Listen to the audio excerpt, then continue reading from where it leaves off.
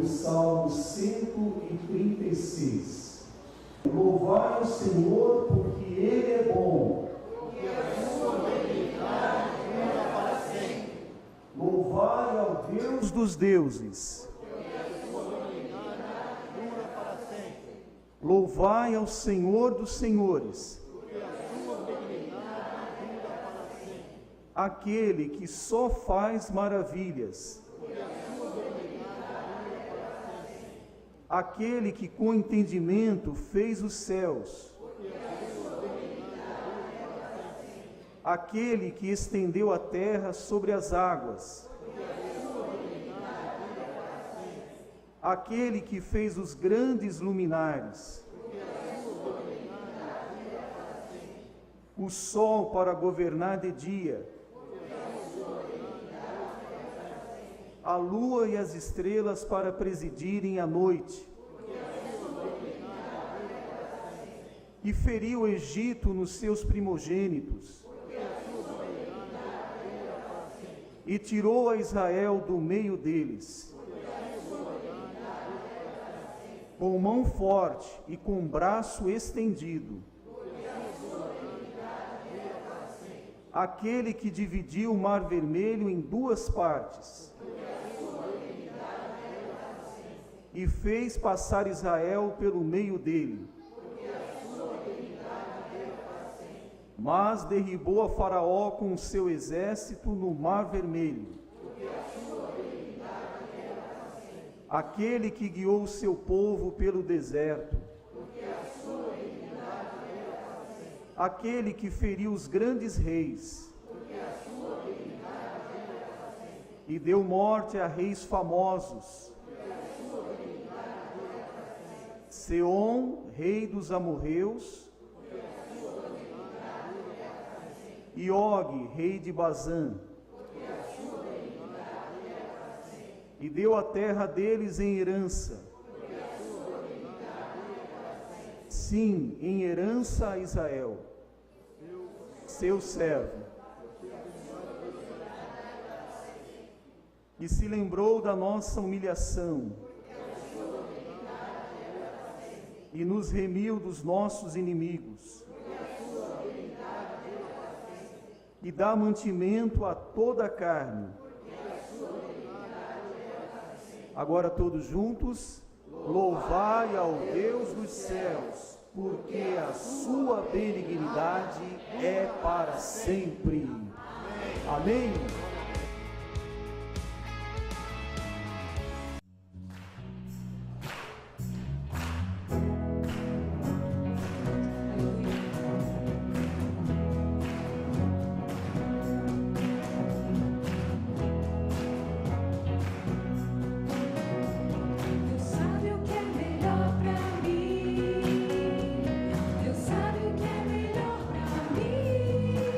Sua vontade é boa.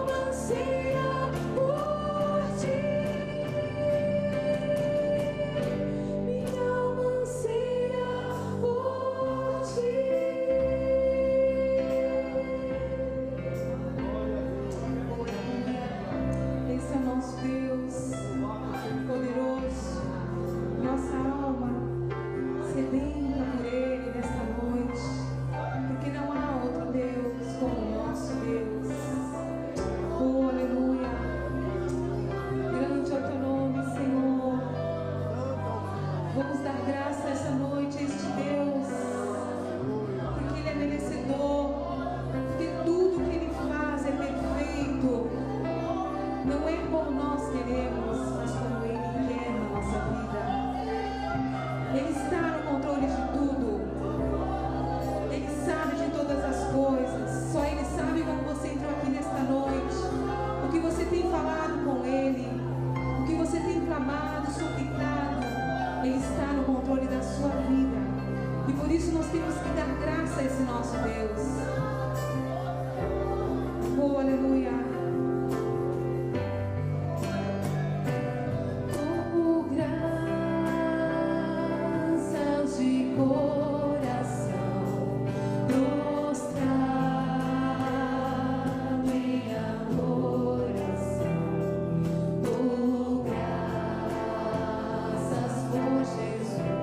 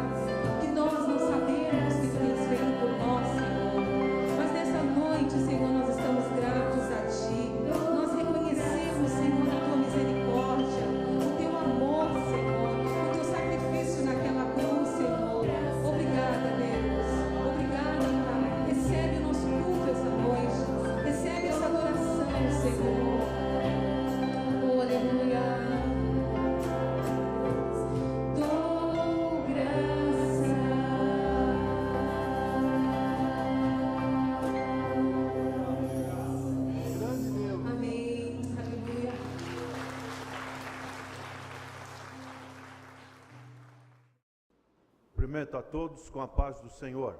Amém. Gostaria de meditar com os irmãos o texto que está em Mateus, capítulo 25, a partir do verso 31. Tem um tema como Deus, o juiz. Mateus, capítulo 25, capítulo que está dentro do sermão profético. Ele diz assim, no seu verso 31, e quando o Filho do Homem vier em sua glória, e todos os santos anjos com ele, então se assentará no trono da sua glória. E todas as nações serão reunidas diante dele, e apartará uns dos outros, como o pastor aparta dos bodes as ovelhas. E porá as ovelhas à sua direita, mas os bodes à esquerda. Então dirá o rei aos que estiverem à sua direita: Vinde benditos de meu Pai, possuir por herança o reino que vos está preparado desde a fundação do mundo. Agora vamos para verso 41.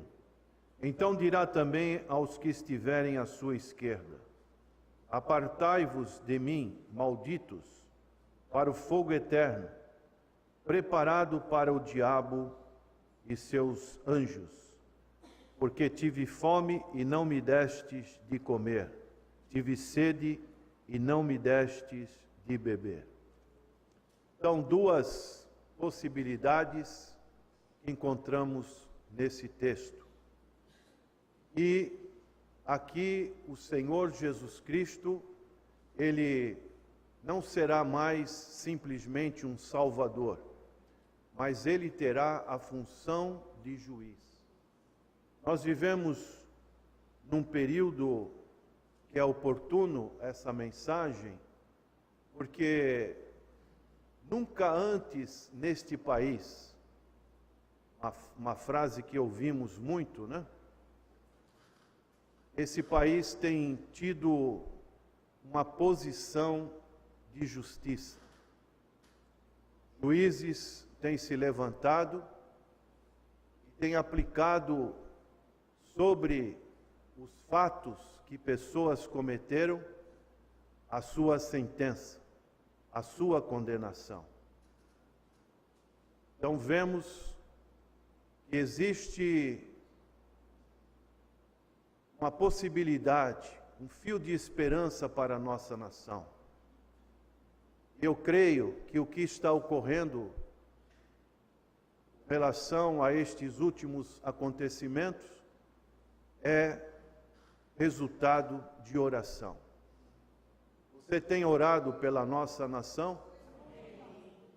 Eu creio, tenho certeza que isso é resposta de oração. Se nós olharmos para a nação de Israel, o povo de Deus, Deus, o justo juiz, ele sempre olhou, sempre o seu coração sentiu pesar quando o povo de Israel cometia injustiça social. Isso foi motivo de julgamento diante de Deus. Eu falei domingo passado, aproveitando o ensejo daquela grande tragédia lá de Johnstown, na Guiana, quando Jim Jones, ele conduziu 918 pessoas à morte, um falso profeta. E nós tivemos oportunidade de comentar com a igreja no sermão. E eu disse para os irmãos que uma característica que nós precisamos estar bem atentos nesses últimos dias, que estamos vivendo como igreja do Senhor, como povo do Senhor sobre a terra, é que os falsos profetas, eles falam muito sobre amor. Não é errado falar sobre amor. Deus é amor. Mas esquecem de falar que Deus é juiz. Deus é um fogo consumidor. Deus tem ira. Então esses aspectos, esses atributos da parte de Deus, que nós fomos criados à imagem e semelhança de Deus, e muitos desses atributos, de uma certa forma, estão selados, impregnados no nosso ser como pessoas. Nós precisamos entender que Deus também é juiz, Ele condena, Ele age. Daí a importância de conhecermos a Deus. Na sua oração sacerdotal de João capítulo 17, o Senhor, logo nos primeiros pedidos que ele colocou, ele disse: e a vida eterna é esta, que te conheçam a ti como único Deus e a Jesus Cristo a quem tu enviaste. Então este conhecimento, ele é fundamental para nossas vidas. O conhecimento que podemos adquirir no mundo aí fora é importante. As pessoas se sacrificam, as pessoas vão atrás do conhecimento, se preparam cada vez mais. Estamos numa época de vestibular, os jovens estão procurando as suas carreiras. Tudo isso é muito válido. Mas nós também, como povo do Senhor, precisamos conhecer o Senhor. Como diz o profeta Oséias no seu capítulo 6, verso 3. Conheçamos e prossigamos em conhecer ao Senhor. Vamos repetir? Prossigamos, conheçamos e prossigamos a conhecer ao Senhor. Isso é fundamental. Quando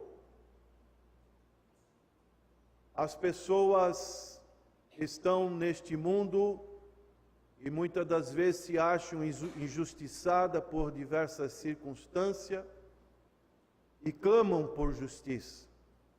Primeiro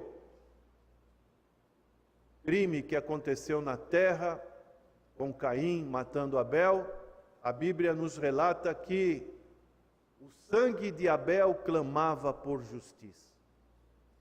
A pergunta que fazemos nesta noite: você acredita que Deus é juiz? Você acredita no julgamento divino? Quando falamos que Deus é Pai, Deus é amigo, Deus é perdoador, muitos gostam de ouvir. Os semblantes ficam amistosos. Mas quando falamos que Deus é juiz, que Deus condena, que Deus aborrece o pecado, os semblantes já não ficam muito amistosos. Por quê? Porque as pessoas gostam de ouvir, e é muito bom ouvir que Deus é amor, que Deus é perdoador, que Deus é Pai, que Deus é o nosso ajudador, mas devemos lembrar que Deus é juiz.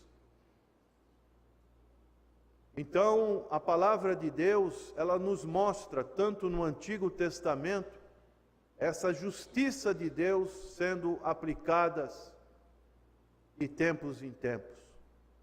Vemos lá no Jardim do Éden, quando Deus teve que impedir a entrada de Adão e Eva. Eles ficaram fora do jardim.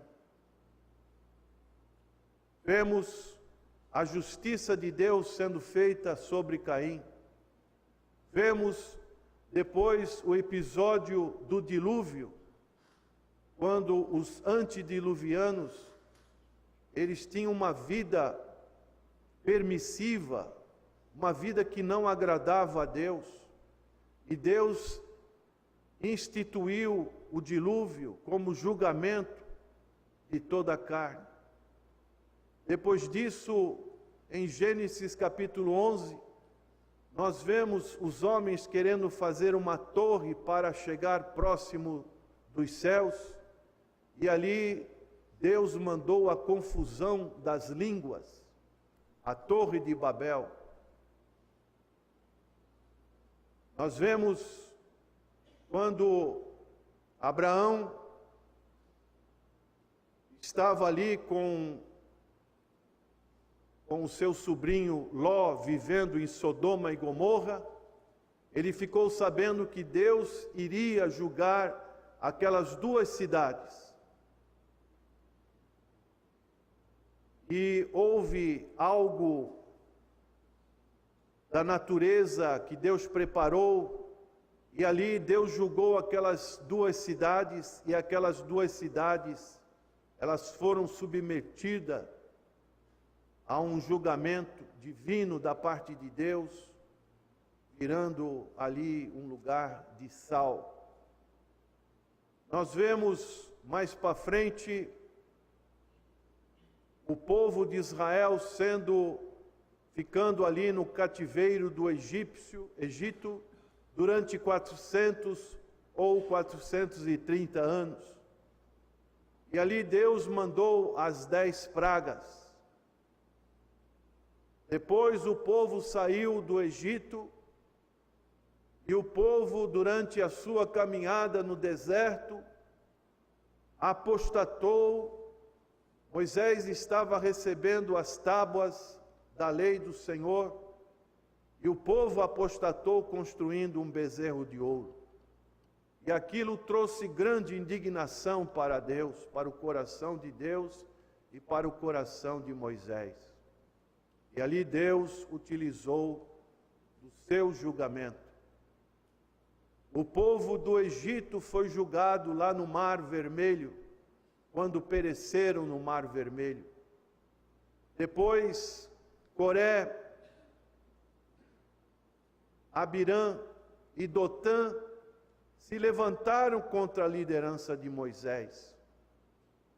Deus julgou não somente esses personagens, mas todos os familiares foram julgados, e a terra abriu como se fosse uma boca, e aqueles personagens foram engolidos pela terra.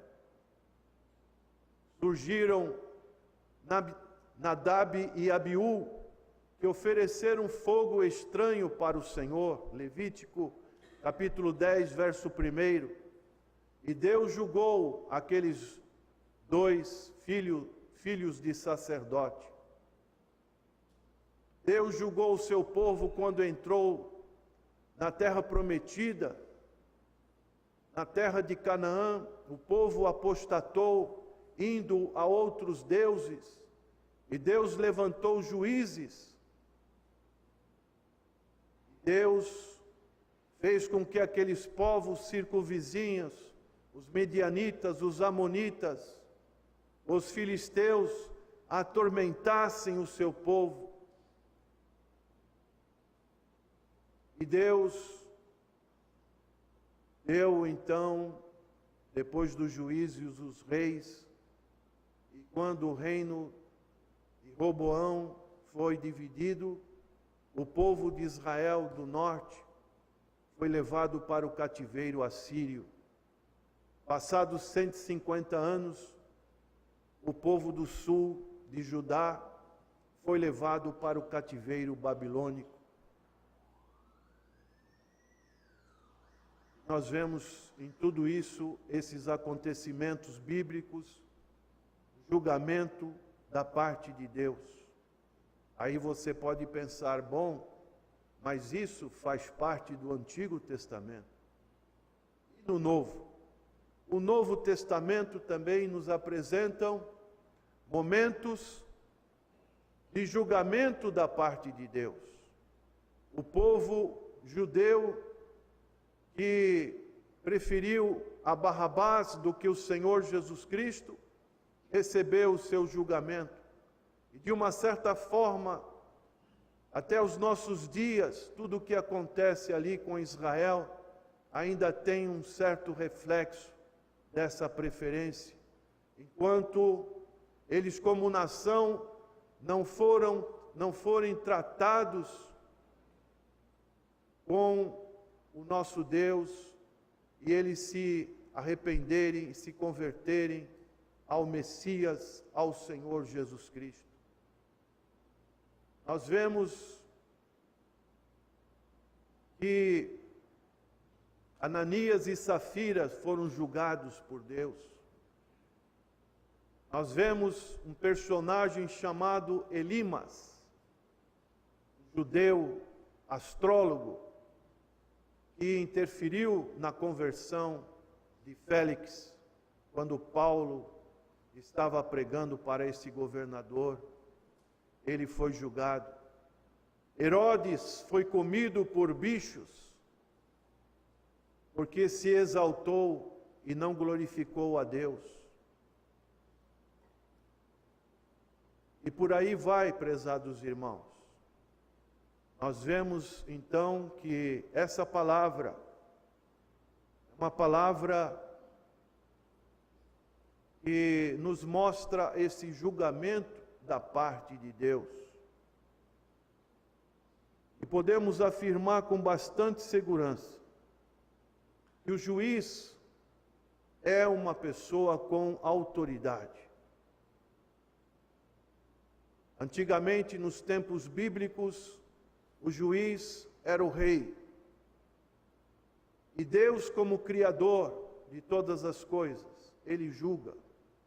Ele é proprietário. Ele tem o direito de fazer recompensas ou não. O juiz, o rei, ele podia legislar como dar a sentença, como julgar. O que hoje, em muitos estados, uns legislam e outros aplicam a justiça. Mas, no caso de Deus, Deus é juiz com autoridade. O juiz é uma pessoa identificada com o que é bom e com o que é certo. Então Deus tem essas qualificações com aquilo que é bom e aquilo que é certo. O juiz é uma pessoa com sabedoria para discernir a verdade. Ele sabe identificar, ele vai procurar os fatos para realmente julgar. Quando aconteceu, por exemplo, ali em Sodoma e Gomorra, a Bíblia usa uma expressão que Deus iria até aquela cidade e estaria observando os seus moradores, as práticas daqueles moradores, para ele fazer um julgamento, como que se ele precisasse disso, e nós sabemos que ele não precisa nada disso, nenhuma artimanha como o homem precisa, Deus não precisa, porque ele sabe discernir a verdade e ele julga com sabedoria. E o juiz é uma pessoa com poder para executar uma sentença. O Senhor Deus, ele tem essa capacidade de executar uma sentença. E daí, o que isso significa para nós? Nós temos que entender que nós estamos debaixo do olhar de Deus. Precisamos ter essa consciência que tudo que fazemos ou deixamos de fazer está sobre os olhos de Deus. Deus contempla todas as coisas. Não existe nada que possa encobrir a presença de Deus nas nossas vidas. O salmista dizia assim: para onde me ausentarei da tua presença? Se desço ao mais profundo abismo, ali tu estás. Se subo às maiores montanhas mais altas, ali também o Senhor está. Então não existe lugares aonde nós podemos ficar ausentes da presença de Deus, da visão de Deus como juiz. Mas nós vivemos ainda num período em que a porta da graça está aberta. A porta da salvação está aberta. Este juiz, na sua misericórdia, ele ainda não veio julgar essa terra. E ele dá oportunidade para que os homens cheguem ao conhecimento da verdade. Aquela verdade que Jesus falou lá em João, verso 14, verso 6. Capítulo 14, verso 6. Eu sou o caminho, a verdade e a vida.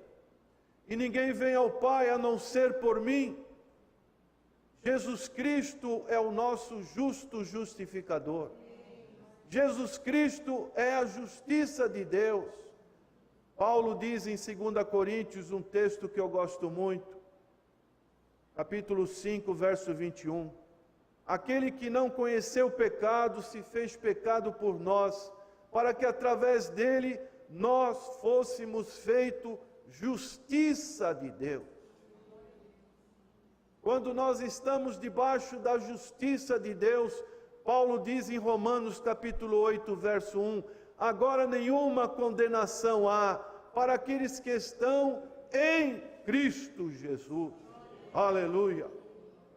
Não existe mais possibilidade de alguém te acusar, de o Satanás, o grande acusador dos irmãos, levantar o dedo para você e apontar os seus erros, porque você está debaixo da graça de Deus, você está debaixo do sangue do Cordeiro, e dessa maneira você está justificado.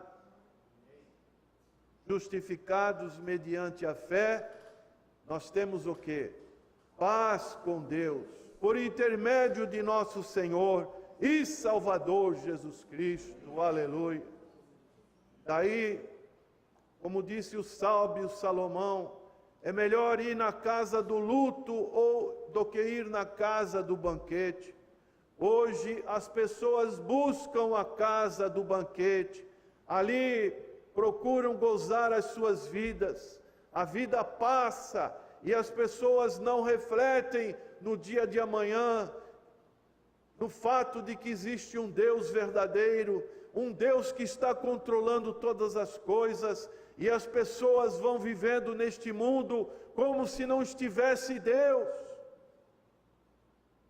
Aí o sábio diz, é melhor ir na casa do luto, porque lá nós vemos o fim de todas as coisas. Nós devemos enxergar que a nossa vida, ela tem uma finitude, ela tem um limite. Nós não sabemos o dia que o nosso ar vai sair das nossas narinas e que nós vamos ser chamados para um outro mundo. E como será essa transição? Como será essa viagem para essa terra desconhecida para aqueles que não conhecem ao Senhor, mas conhecida para aqueles que conhecem a Jesus? Aleluia!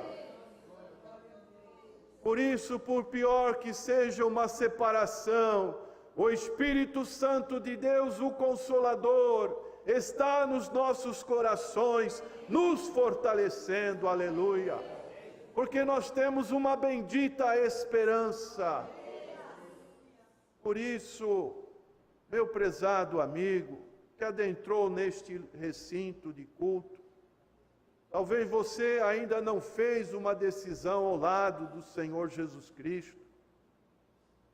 Eu apresentei fatos verídicos, fatos em que a lei de Deus foi estabelecida. Assim como tem uma lei gravitacional, existe uma lei moral, uma lei espiritual, aonde nós temos que satisfazer as exigências dessa lei para não sermos condenados. Por isso, Jesus Cristo hoje, Ele não está como juiz. Essa é a grande notícia que eu tenho. Mas Jesus Cristo está como Salvador, como advogado de defesa, como aquele que veio e se encarnou, tomou as nossas dores, tomou o nosso lugar, padeceu as mesmas situações que nós padecemos, mas Ele foi vitorioso. Aleluia! E agora você pode apelar para esse advogado, para que ele defenda a sua causa, para que você reconheça que você é um pecador diante desse juiz, desse Criador. Ele te ama, mas Ele não quer o seu pecado. Seu pecado tem que ser perdoado e você reconhecer que é um pecador. E dessa maneira, nenhuma acusação há para aqueles que estão em Cristo Jesus. Você está em Cristo Jesus? Aleluia! Louvado seja o nome do Senhor. Bendito seja o Senhor que tem nos dado essa convicção. Mas se você rejeita esse advogado, um dia, como diz aqui o texto, isso será antes do reino milenial do Senhor aqui na terra. Um dia, ele não estará mais como advogado, mas ele estará como juiz. E a Bíblia fala que as nossas obras, elas não são a condição de salvação, mas as nossas obras, conforme 1 Coríntios, 2 Coríntios capítulo 5, verso 10, todos nós deveremos comparecer diante do tribunal de Cristo. E as nossas obras, elas refletem a salvação ou não, daquilo que está ocorrendo ou não nas nossas vidas. Então vai haver uma recapitulação de tudo aquilo que nós estivemos fazendo aqui neste mundo, e aquilo então será a maneira de Deus julgar a cada pessoa. Então, neste momento, se você ainda não teve uma decisão ao lado do Senhor Jesus Cristo, apele para esse advogado. Este é o advogado das causas impossíveis. Aleluia. Ele vai cuidar da sua causa, do seu direito. E ele estará do seu lado, dando essa certeza, essa convicção de que você é perdoado e que você é um filho de Deus. Deus possa estar nos abençoando.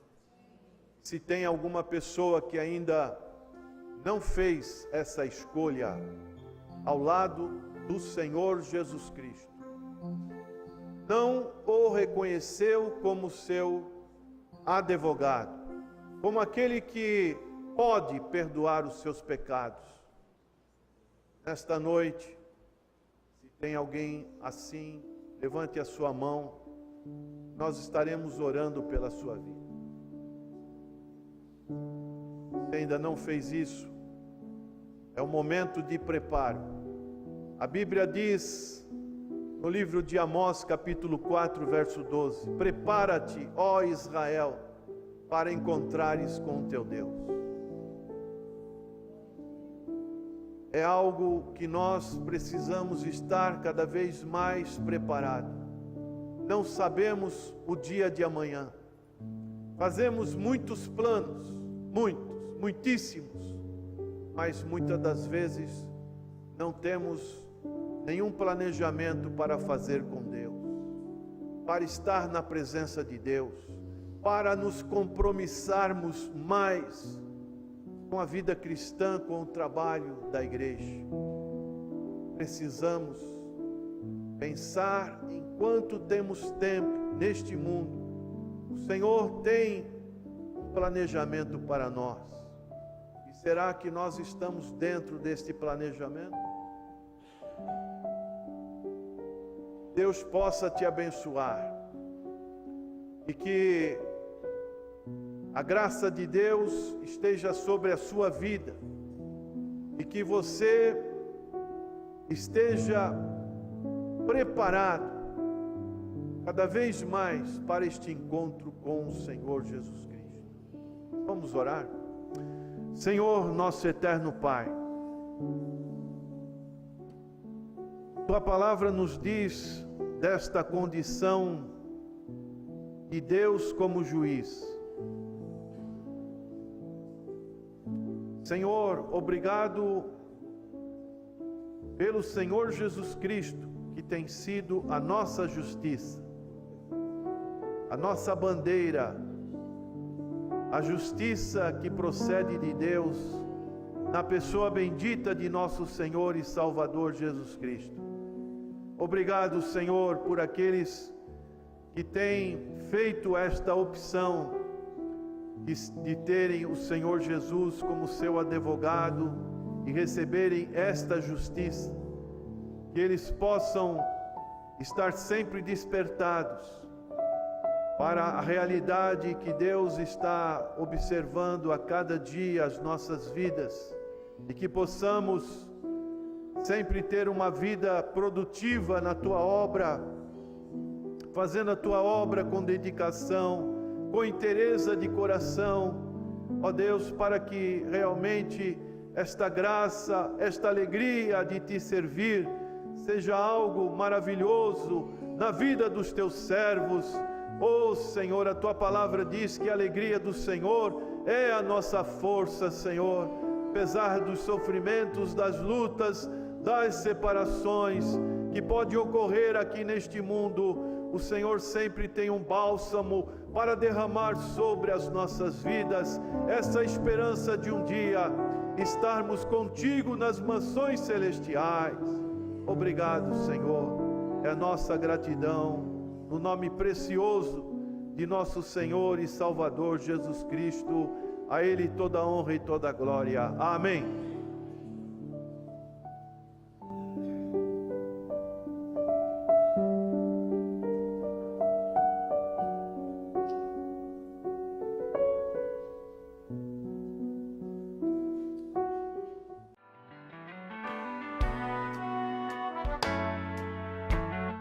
Você quer recuperar a beleza do seu sorriso?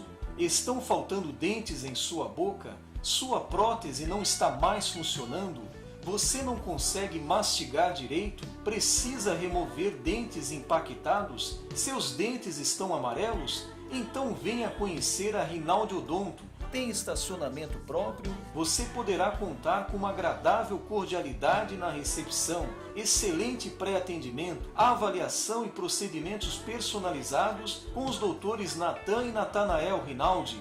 Processos de implantes, extrações e cirurgias são feitas com aparelhos de última geração. Nossa satisfação aqui na Rinaldi Odonto é ver você feliz, com seu sorriso sempre bonito e saudável. Venha conhecer as nossas clínicas. Acesse www.rinaldiodonto.com.br. Telefones: Clínica 1 3233 2540, Clínica 2 3203 2464. Na Rinaldi Odonto você recupera a beleza do seu sorriso.